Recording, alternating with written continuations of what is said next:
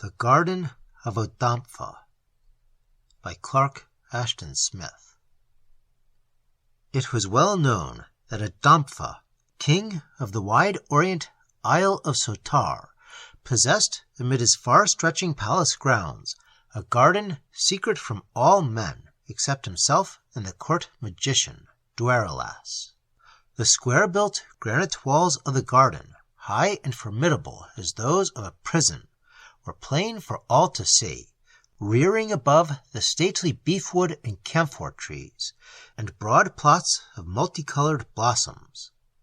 But nothing has ever been ascertained regarding its interior, for such care as it required was given only by the wizard beneath Adompha's direction, and the twain spoke thereof in deep riddles that none could interpret.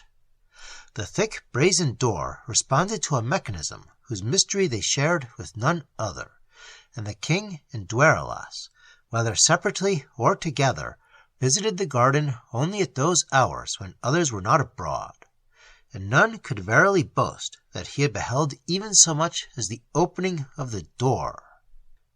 Men said that the garden had been roofed over against the sun with great sheets of lead and copper, leaving no cranny through which the tiniest star could peer down. Some swore that the privacy of its master during their visits was ensured by a Lethean slumber which Baaras, through his magic art, was wont to lay at such times upon the whole vicinity. A mystery so salient could hardly fail to provoke curiosity, and sundry different beliefs arose concerning the garden's nature. Some averred that it was filled with evil plants of nocturnal habit, that yielded their swift and mordant poisons for Adompha's use, along with more insidious and baleful essences employed by the warlock in the working of his enchantments.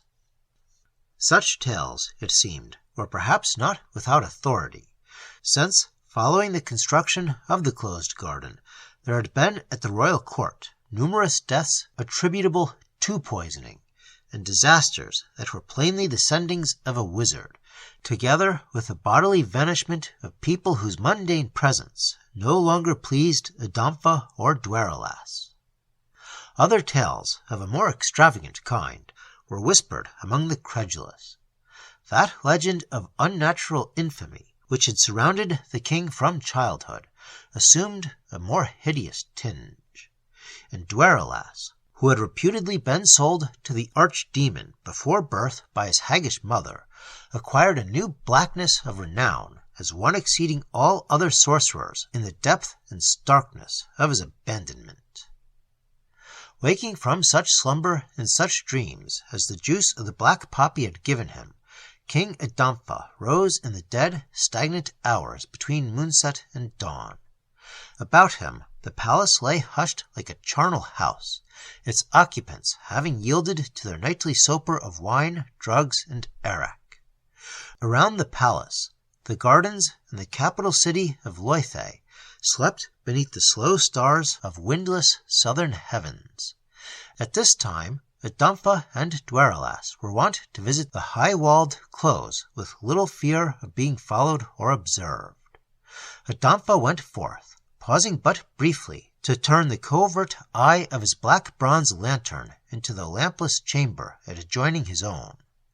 The room had been occupied by Thulonia, his favorite odalisque for the seldom equaled period of 8 nights. But he saw, without surprise or disconcertion, that the bed of disordered silks was now empty. By this he felt sure that Baaras had preceded him to the garden, and he knew, moreover, that Baaras had not gone idly or unburdened.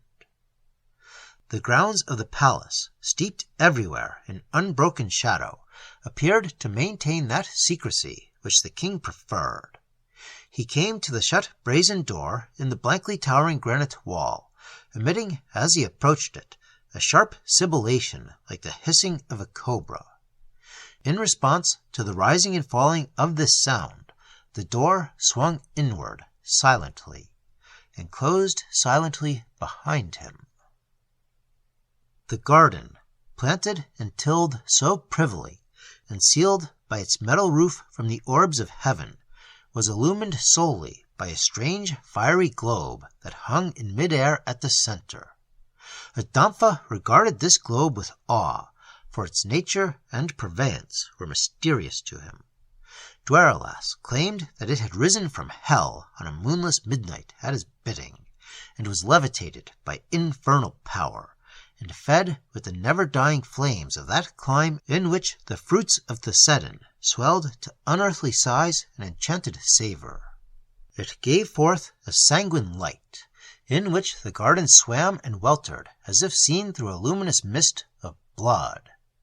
Even in the bleak nights of winter, the globe yielded a genial warmth, and it fell never from its weird suspension, though without palpable support, and beneath it the garden flourished balefully, lush and exuberant as some parterre of the nether circles.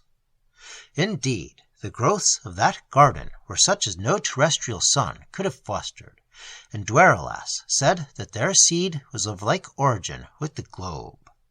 There were pale, bifurcated trunks that strained upward as if to disroot themselves from the ground, unfolding immense leaves like the dark and ribbed wings of dragons.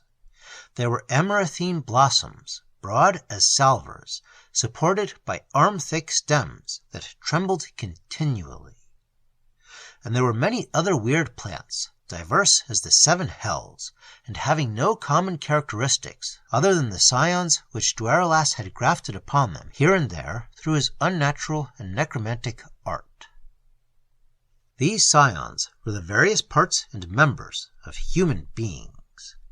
Consummately, and with never-failing success, the magician had joined them to the half-vegetable, half-animate stalks, on which they lived and grew thereafter, drawing an ichor-like sap. Thus were preserved the carefully chosen souvenirs of a multitude of persons who had inspired Dwaralas and the king with distaste or ennui. On palmy bowls, beneath feathery tufted foliage, the heads of eunuchs hung in bunches, like enormous black drupes. A bare, leafless creeper was flowered with the ears of delinquent guardsmen. Misshapen cacti were fruited with the breasts of women, or foliated with their hair. Entire limbs or torsos had been united with monstrous trees. Some of the huge, salver-like blossoms bore palpitating hearts, and certain smaller blooms were centered with eyes that still opened and closed amid their lashes. And there were other graftings, too obscene or repellent for narration. Adompha went forward among the hybrid growths, which stirred and rustled at his approach. The heads appeared to crane toward him a little, the ears quivered, the breasts shuddered lightly, the eyes widened or narrowed as if watching his progress. These human remnants, he knew, lived only with the sluggish life of the plants, shared only in their sub-animal activity. He had regarded them with a curious and morbid aesthetic pleasure, had found in them the infallible attraction of things enormous and hypernatural. Now, for the first time, he passed among them with a languid interest. He began to apprehend that fatal hour when the garden, with all its novel thaumaturgies, would offer no longer a refuge from his inexorable ennui. At the core of the strange pleasance, where a circular space was still vacant amid the crowding growths, Adompha came to a mound of loamy, fresh-dug earth. Beside it, wholly nude and pale and supine, as if in death, there lay the odalisque Thulonia. Near her, various knives and other implements, together with vials of liquid balsams and viscid gums that Dwaralas used in his grafting, had been emptied upon the ground from a leathern bag. A plant known as the deem, with a bulbous, pulpy whitish-green bowl, from whose center rose and radiated several leafless reptilian boughs, dripped upon Thulonia's bosom an occasional drop of yellowish-red ichor from incisions made in its smooth bark. Behind the loamy mound, Dwaralas rose to view, with the suddenness of a demon emerging from his subterranean lair. In his hands he held the spade with which he had just finished digging a deep and grave-like hole. Beside the regal stature and girth of Adompha, he seemed no more than a wizened dwarf. His aspect bore all the marks of immense age, as if dusted centuries had seared his flesh and sucked the blood from his veins. His eyes glowed in the bottom of pit-like orbs. His features were black and sunken as those of a long-dead corpse. His body was gnarled as some millennial desert cedar. He stooped incessantly, so that his lank, knotty arms hung almost to the ground. Adompha marveled, as always, at the well-nigh demoniac strength of those arms, marveled that Dweralas could have wielded the heavy shovel so expeditiously, could have carried to the garden on his back without human aid the burden of those victims whose members he had utilized in his experiments. The king had never demeaned himself to assist at such labors, but after indicating from time to time the people whose disappearance would in no wise displease him, had done nothing more than watch and supervise the baroque gardening. "Is she dead?" Adompha questioned, eyeing the luxurious limbs and body of Thulonia without emotion. "Nay," said Dweralas, in a voice harsh as a rusty coffin hinge, "but I have administered to her the drowsy and overpowering juice of the dedeum. Her heart beats impalpably, her blood flows with the sluggishness of that mingled ichor. She will not reawaken, save as a part of the garden's life, sharing its obscure sentience.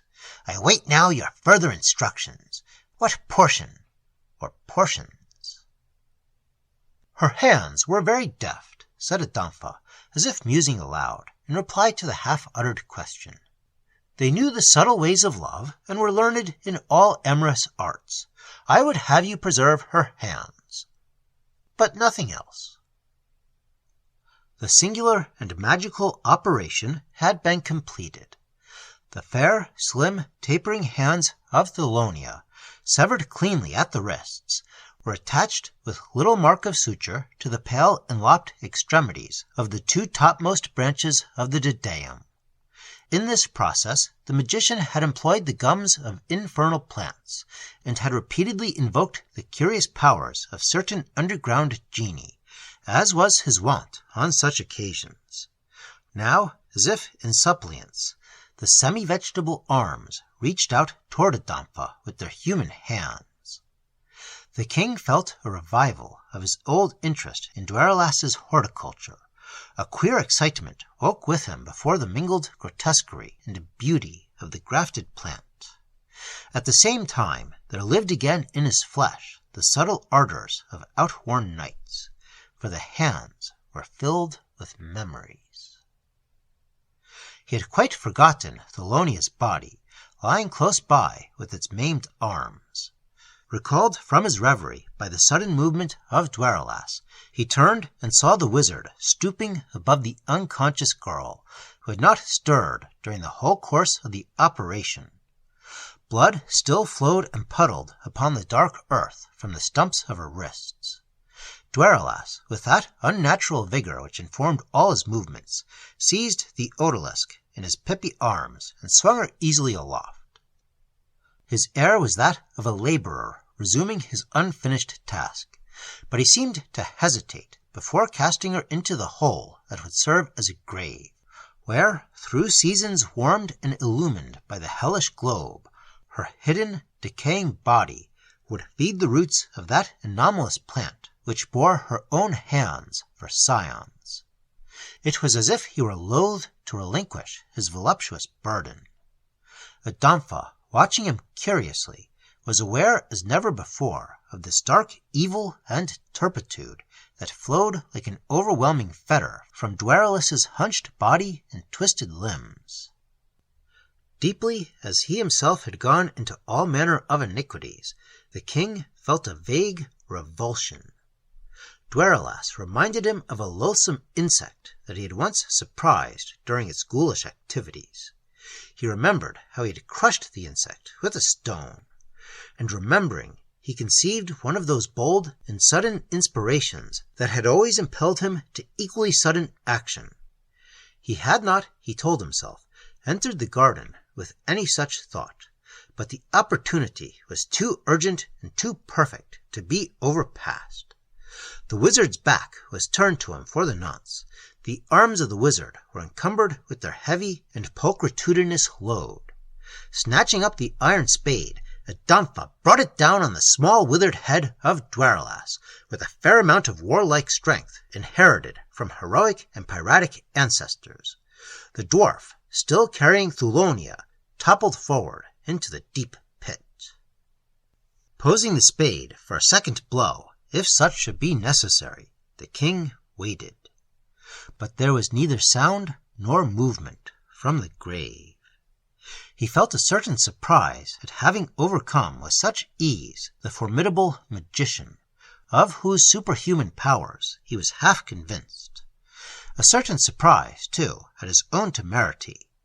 Then, reassured by his triumph, the king bethought him that he might try an experiment of his own, since he believed himself to have mastered much of Dwaralas's peculiar skill and lore through observation. The head of Dwaralas would form a unique and suitable addition to one of the garden plants. However, upon peering into the pit, he was forced to relinquish this idea, for he saw that he had struck only too well, and had reduced the sorcerer's head to a state in which it was useless for his experiment, since such graftings required a certain integrity of the human part or member. Reflecting, not without disgust, on the unlooked-for frailty of the skulls of magicians, which were easily squashed as emus' eggs, Adompha began to fill the pit with loam. The prone body of Dwaralas, the huddled form of Thulonia beneath it, sharing the same inertness, were soon covered from view by the soft and dissolving clods. The king, who had grown to fear Dwaralas in his heart, was aware of a distinct relief when he had tamped the grave down very firmly and had leveled it smoothly to the surrounding soil. He told himself that he had done well, for the magician's stock of learning had come latterly to include too many royal secrets, and power such as his, whether drawn from nature or from occult realms, was never quite compatible with the secure dominion and prolonged empire of kings. At King Adompha's court, and throughout the sea-bordering city of Litany, the vanishment of Dwaralas became a cause of much speculation, but little inquiry. There was a division of opinion as to whether Adompha or the fiend Thasaidon could be thanked for so salutary a riddance, and in consequence the king of Sotar and the lord of the seven hells were both feared and respected as never before. Only the most redoubtable of men or demons could have made away with Dwaralas, who is said to have lived through a whole millennium, never sleeping for one night, and crowding all his hours with iniquities and sorceries of a sub-Tartarian blackness. Following the inhumation of Dwaralas, a dim sentiment of fear and horror, for which he could not altogether account, had prevented the king from revisiting the sealed garden. Smiling impassively at the wild rumors of the court, he continued his search for novel pleasures and violent or rare sensations. In this, however, he met with small success. It seemed that every path, even the most outre and tortuous, led only to the hidden precipice of boredom.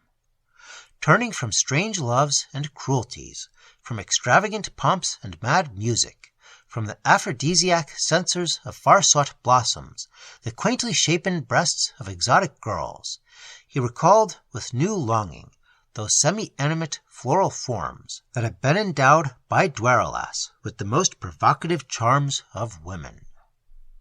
So, on a latter night, at an hour midway between moonfall and sunrise, when all the palace and the city of Litany were plunged in sodden slumber, the king arose from beside his concubine and went forth to the garden, that was now secret from all men excepting himself. In answer to the cobra-like sibilation, which alone could actuate its cunning mechanism, the door opened to Adompha and closed behind him.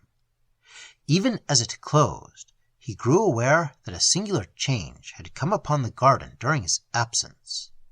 Burning with a bloodier light, a more torrid radiation, the mysterious air-hung globe glared down as if fanned by wrathful demons, and the plants, which had grown excessively in height and were muffled and hodded with a heavier foliage than they had worn priorly, stood motionless amid an atmosphere that was like the heated breath of some crimson hell. Adompha hesitated, doubtful of the meaning of these changes. For a moment he thought of Dwerrilas, and recalled with a slight shiver certain unexplained prodigies and necromantic feats performed by the wizard. But he had slain Dwerrilas, and had buried him with his own royal hands. The waxing heat and radiance of the globe, the excessive growth of the garden, were no doubt due to some uncontrolled natural process. Held by a strong curiosity, the king inhaled the giddying perfumes that came to assail his nostrils. The light dazzled his eyes, filling them with queer, unheard-of colors, and heat smote upon him as if from a nether solstice of infernal summer. He thought that he heard voices, almost inaudible at first, but mounting anon to a half-articulate murmur that seduced his ear with unearthly sweetness. At the same time, he seemed to behold amid the stirless vegetation, in flashing glimpses, the half-veiled limbs of dancing Baaras, limbs that he could not identify with any of the graftings made by Dwerrilas. Drawn by the charm of mystery and seized by a vague intoxication, the king went forward into the hell-born labyrinth. The plants recoiled gently when he neared them, and drew back on either side to permit his passage. As if in arboreal masquerade, they seemed to hide their human scions behind the mantles of their new-grown leafage. Then, closing behind Adompha, they appeared to cast off their disguise, revealing wilder and more anomalous fusions than he had remembered. They changed about him from instant to instant, like shapes of delirium, so that he was never quite sure how much of their semblance was tree and flower, how much was woman and man. By turns he beheld a swinging of convulsed foliage, a commotion of riotous limbs and bodies. Then, by some undiscerned transition, it seemed that they were no longer rooted in the ground, but were moving about him on dim, fantastic feet, in ever-swiftning circles, like the dancers of some bewildering festival. Around and around Adompha raced the forms that were both floral and human, till the dizzying madness of their motion swirled with an equal vertigo through his brain. He heard the soughing of a storm-driven forest, together with the clamoring of familiar voices that called him by name, that cursed or supplicated, mocked or exhorted, in myriad tones of warrior, counselor, slave, courtling, castrato, or layman. Over all, the sanguine globe blazed down with an ever-brightening and more baleful effulgence, an ardor that became always more insupportable. It was as if the whole life of the garden turned and rose and flamed ecstatically to some infernal culmination. King Adompha had lost all memory of Dwerrilas and his dark magic. In his senses burned the ardor of the hell-risen orb, and he seemed to share the delirious motion and ecstasy of those obscure shapes by which he was surrounded. A mad ichor mounted in his blood. Before him hovered the vague images of pleasures he had never known or suspected, pleasures in which he would pass far beyond the ordained limits of mortal sensation. Then, amid that whirling phantasmagoria, he heard the screeching of a voice that was harsh as some rusty hinge on the lifted lid of a sarcophagus. He could not understand the words, but as if a spell of stillness had been uttered, the whole garden resumed immediately a hushed and hooded aspect. The king stood in a very stupor, for the voice had been that of Dwerrilas. He looked about him wildly, bemazed and bewildered, seeing only the still plants with their mantling of profuse leafage. Before him towered a growth which he somehow recognized as the deem, though its bulb-shaped bowl and elongated branches had put forth a matted mass of dark hair-like filaments. Very slowly and gently the two topmost branches of the deem descended, till their tips were level with Adompha's face. The slender, tapering hands of Thalonia emerged from their foliage and began to caress the king's cheek with that lover-like adroitness which he still remembered. At the same moment he saw the thick, hairy matting fall apart upon the broad and flattish top of the deem's bowl, and from it, as if rearing from hunched shoulders, the small wizened head of Dwerlas rose up to confront him. Still gazing in vacuous horror at the crushed and blood-clotted cranium, at the features seared and blackened as if by centuries, at the eyes that glowed in dark pits like embers blown by demons, Adompha had the confused impression of a multitude of people that hurled themselves upon him from every side. There were no longer any trees in that garden of mad minglings and sorcerous transmutations. About him, in the fiery air, swam faces that he recalled only too well, faces now contorted with malign rage and the lethal lust of revenge.